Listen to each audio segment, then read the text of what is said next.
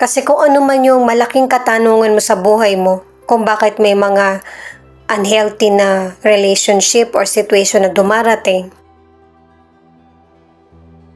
magkakaroon na ito ng kasagutan. At ito yung magpaparecharge sa iyo na para magsimula ka muli sa buhay mo. At kapag ready ka na harapin ang buhay mo, marami ka pang mapagtatagumpayan at saka experience.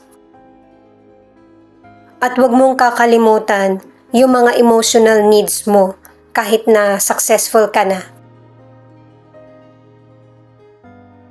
Ang ilan sa inyo sa career o negosyo, iniisip mo na hindi mag-work yung sinimulan mo or ginagawa. Pero positive ang ipinapakita na sign ng mga cards na promising at saka may mga